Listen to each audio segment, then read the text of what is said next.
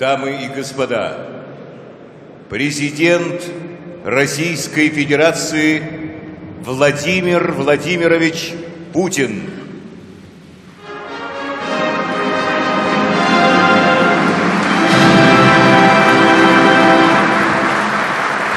Спасибо. Прошу вас.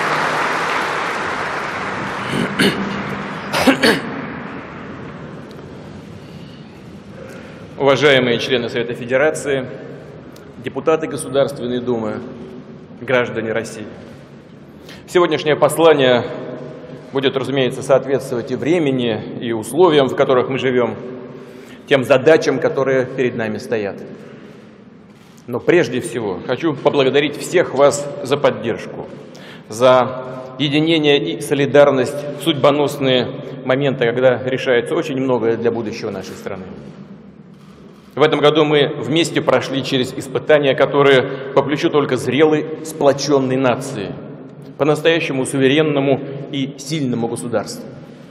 Россия на деле доказала, что способна защитить своих соотечественников, с честью отстаивать правду и справедливость. Наша страна сделала это благодаря вам, граждане России.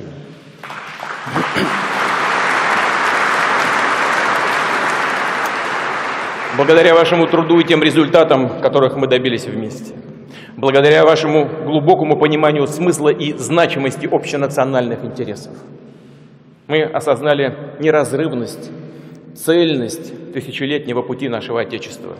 И мы верим в себя, в то, что многое можем и всего добьемся. Конечно, мы не можем сегодня не сказать о тех исторических событиях, которые произошли в этом году.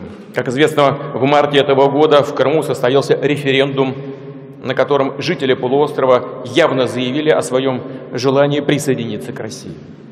Затем последовало решение крымского парламента, и, подчеркну, абсолютно легитимного, не надо об этом забывать, избранного еще в 2010 году, решение крымского парламента о независимости. И, наконец, произошло историческое воссоединение Крыма и Севастополя с Россией.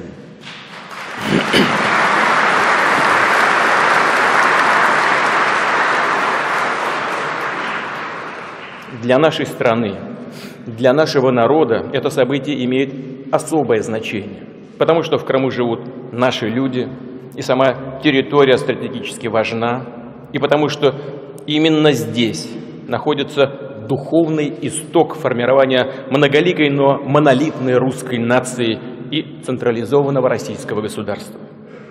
Ведь именно здесь, в Крыму, в древнем Херсонесе, или как его называли русские летописцы, Корсуне, принял крещение князь Владимир, а затем и крестил всю Русь.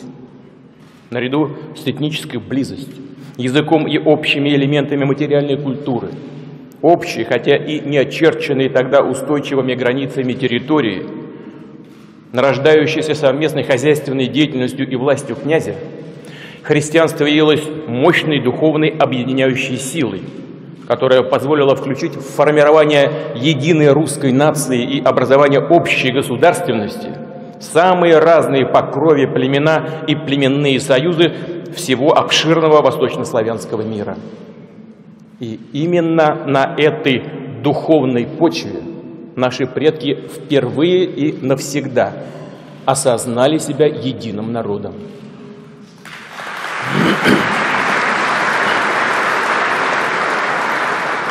И это дает нам все основания сказать, что для России Крым, древняя Корсунь, Херсонес, Севастополь имеют огромное цивилизационное и сакральное значение. Так же, как и Храмовая гора в Иерусалиме для тех, кто исповедует ислам и иудаизм. И именно так мы и будем к этому относиться отныне и навсегда.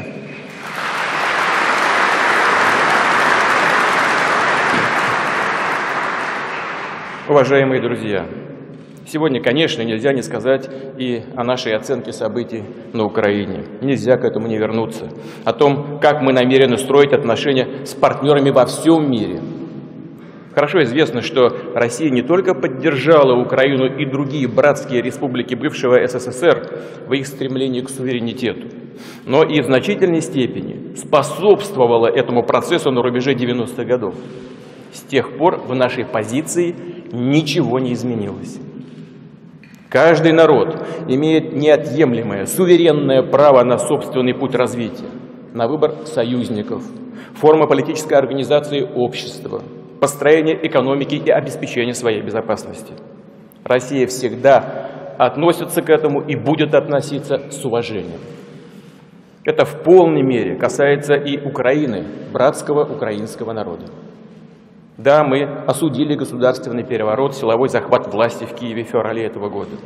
И то, что мы видим сейчас на Украине, трагедия на Юго-Востоке, полностью подтверждает правильность нашей позиции.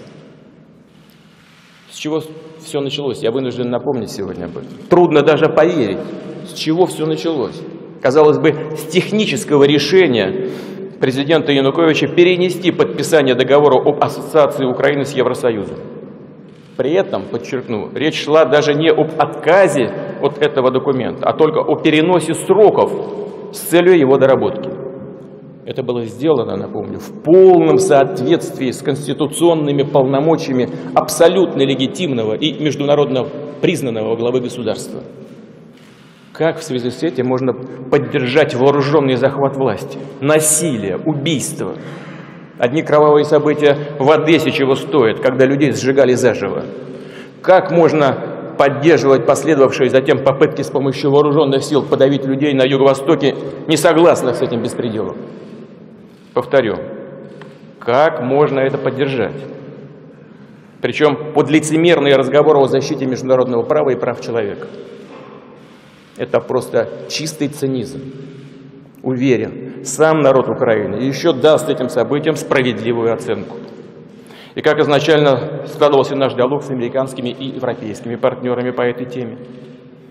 Не случайно упомянул наших американских друзей, так как они впрямую или из-за кулис всегда влияют на наши отношения с соседями. Иногда даже не знаешь, с кем лучше разговаривать. С правительствами некоторых государств или напрямую с их американскими покровителями и спонсорами. В случае с соглашением об ассоциации Украины с ЕС вообще не было никакого диалога, я уже об этом говорил. Нам было сказано, что это, мол, не ваше дело. Если говорить по-простому, по-народному, просто послали подальше. Все доводы по поводу того, что Россия и Украина члены зоны свободной торговли СНГ, что у нас исторически сложившаяся глубокая кооперация в промышленности и сельском хозяйстве, фактически единая инфраструктура, эти аргументы никто не хотел не только рассматривать, но даже слушать. Тогда мы сказали: хорошо, если вы не желаете вести с нами диалог, то мы вынуждены будем защищать наши законные интересы в одностороннем порядке и не будем платить за ошибочную, на наш взгляд, политику. Результат. Договор между Украиной и Евросоюзом подписан, ратифицирован, но применение его торгово-экономического раздела отложено до конца следующего года. Значит, в целом мы были правы. И спрашиваете, ради чего все это было сделано на Украине? Ради чего совершили госпереворот? Ради чего стреляли и до сих пор стреляют и убивают людей? По сути, разрушили экономику, финансы, социальную сферу, разорили страну. Сегодня нужно не политиканствовать, не раздавать громогласные пустые обещания, а оказать помощь экономике Украины. Разумеется, под реформы. Однако чего-то не вижу, что наши западные коллеги горят желанием это делать, а нынешние киевские власти решать проблемы своих граждан. Кстати говоря, Россия внесла уже огромный свой вклад в поддержку Украины. Здесь еще раз скажу, наши банки инвестировали в Украину около 25 миллиардов долларов уже. Минфин России выдал кредит в прошлом году еще 3 миллиарда. «Газпром» прокредитовал экономику Украины еще на 5,5, даже со скидкой, которую никто не обещал, на 4,5 миллиарда долларов. Посчитайте, сколько это все вместе будет. Это 32,5-33,5 миллиарда долларов. Вот только за последнее время.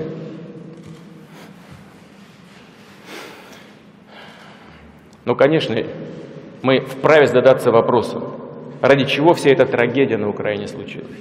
Разве нельзя было уладить вопросы, даже спорные вопросы, в ходе диалога, в рамках правового поля и легитимных процессов?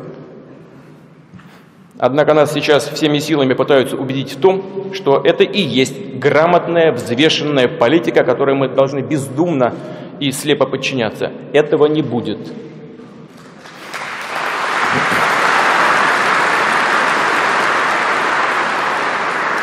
Если для ряда европейских стран национальная гордость, давно забытое понятие, а суверенитет слишком большая роскошь, то для России реальный государственный суверенитет – абсолютно необходимое условие ее существования. Прежде всего, это должно быть очевидным для нас самих. Я хочу подчеркнуть, или мы будем суверенными, или растворимся, потеряемся в мире. И это, конечно, должны понять другие державы, все участники международной жизни должны это понять. И понимая, укреплять роль и значение международного права, о котором мы так много говорим в последнее время, а не подстраивать его под нормы, под чьи-то конъюнктурные интересы, вопреки основополагающим его принципам и здравому смыслу, считая всех вокруг малообразованными людьми, которые не умеют читать и писать. Надо с уважением относиться к законным интересам всех участников международного общения. Только тогда не пушки, ракеты или боевые самолеты, а именно нормы права будут надежно защищать мир от кровопролитных конфликтов. И тогда не потребуется пугать кого бы то ни было мнимой изоляцией, обманывая самих себя, или санкциями, которые, конечно, вредны, но вредны для всех, в том числе и для тех, кто их инициирует. Кстати, о санкциях. Это не просто нервная реакция США или их союзников на нашу позицию в связи с событиями и госпереворотом на Украине. И даже не в связи с так называемой Крымской весной. Уверен, что если бы всего этого не было, я хочу это подчеркнуть, уважаемые коллеги, особенно для вас, для политиков, для тех, кто в зале сидит сегодня. Если бы всего этого не было, то придумали бы какой-нибудь другой повод для того, чтобы сдержать растущие возможности России, повлиять на нее, а еще лучше использовать в своих интересах. Политика сдерживания придумана не вчера. Она проводится в отношении нашей страны многие-многие годы, всегда, можно сказать, десятилетиями, если не столетиями. Словом, всякий раз, когда кто-то считает, что Россия слишком стала сильной, самостоятельной, эти инструменты включаются немедленно. Однако разговаривать с Россией с позиции силы бессмысленно. Даже тогда, когда она сталкивается с внутренними трудностями, как это было в 90-х и начале 2000-х годов. Мы хорошо помним, кто и как в тот период практически в открытую поддерживал у нас сепаратизм и даже прямой террор. Называл убийц, у которых были руки по локоть в крови, не иначе как повстанцами. Принимал их на самом высоком уровне. Вот сейчас эти повстанцы опять проявили себя в Чечне. Уверен, местные ребята, местные правоохранительные органы достойно справятся. Именно они сегодня работают по ликвидации очередной вылазки террористов. Поддержим их.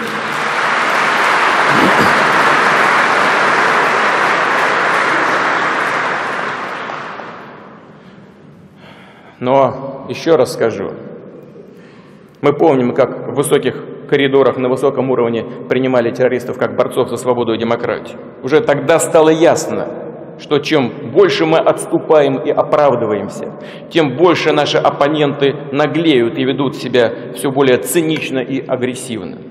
Несмотря на нашу беспрецедентную открытость тогда, готовность к сотрудничеству по самым, казалось бы, острым вопросам, несмотря на то, что мы рассматривали, и все об этом знаете и помните, наших вчерашних противников как близких друзей и почти союзников, поддержка сепаратизма в России из-за бугра и информационная, и политическая, и финансовая, и по линии спецслужб была абсолютно очевидной.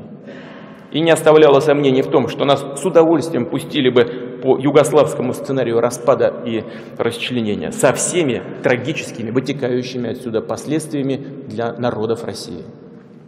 Не вышло. Мы не позволили.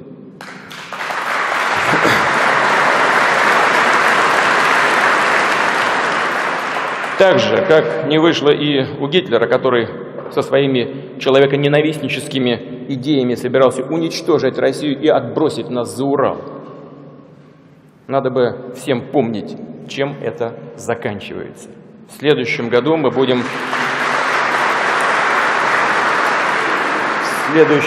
будем отмечать 70-летие победы в Великой Отечественной войне.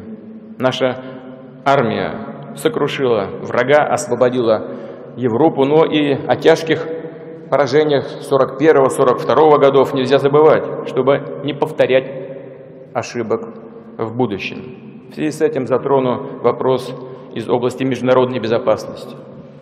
Этих вопросов немало. Здесь и борьба с терроризмом, и мы до сих пор сталкиваемся с этими проявлениями. И мы, конечно, будем принимать участие в совместной работе по борьбе с терроризмом на международном уровне. Конечно, будем вместе бороться с другими проблемами, такими как распространение инфекционных заболеваний. Но в данном случае хочу сказать о наиболее чувствительном и серьезном вопросе в сфере международной безопасности. Начиная с 2002 года, после одностороннего выхода США из договора по противоракетной обороне, который являлся абсолютно краеугольным камнем международной безопасности, стратегического баланса сил и стабильности, продолжается настойчивая работа по созданию глобальной системы про-США, в том числе и в Европе. Это представляет собой не только угрозу безопасности России, но и для всего мира, как раз в силу возможного нарушения этого самого стратегического баланса сил.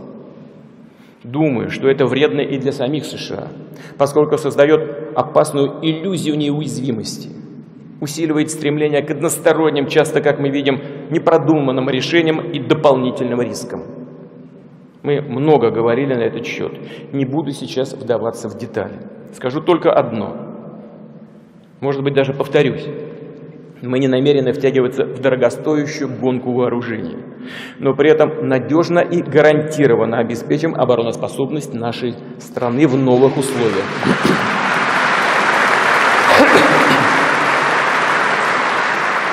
Сомнений в этом нет никаких. Это будет сделано. И возможности, и нестандартные решения у России есть. Добиться военного превосходства над Россией ни у кого не получится. Наша армия современная, боеспособная, как сейчас говорят, вежливая, но грозная. Для защиты нашей свободы у нас хватит и сил, и воли, и мужества.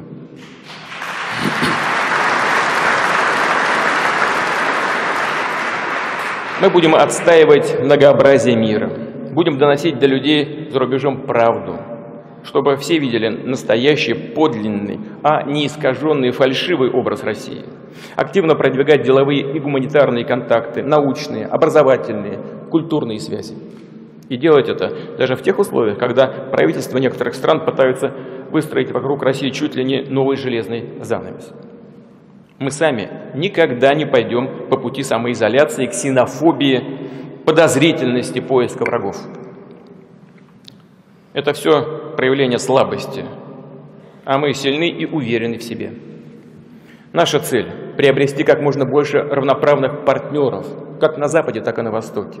Будем расширять свое присутствие в тех регионах, где сейчас набирают силу интеграционные процессы, где не смешивают политику и экономику, а наоборот снимают барьеры для торговли, для обмена технологиями и инвестициями, для свободного передвижения людей. Мы ни при каких обстоятельствах не собираемся сворачивать наши отношения с Европой, с Америкой. При этом будем восстанавливать и расширять традиционные связи с югом американского континента. Продолжим сотрудничество с Африкой, со странами Ближнего Востока. Мы видим, как стремительно в последние десятилетия продвигается вперед Азиатско-Тихоокеанский регион. Россия, как тихоокеанская держава, будет всесторонне использовать этот громадный потенциал. Хорошо известны и лидеры, локомотивы глобального экономического развития. Среди них немало наших искренних друзей и стратегических партнеров. С 1 января 2015 года в полном объеме начнет работать Евразийский экономический союз. В чем его базовые принципы? Напомню, прежде всего это равноправие, прагматизм и взаимное уважение. Это сохранение национальной самобытности и государственного суверенитета всех стран-участниц. Убежден, что тесная кооперация станет мощным источником развития для всех участников Евразийского союза. И в завершении этой части послания еще раз скажу. Здоровая семья и здоровая нация, переданные нам предками традиционные ценности в сочетании с устремленностью в будущее, стабильность как условие развития и прогресса, уважение к другим народам и государствам при гарантированном обеспечении безопасности России и отстаивании ее законных интересов – вот наши приоритеты.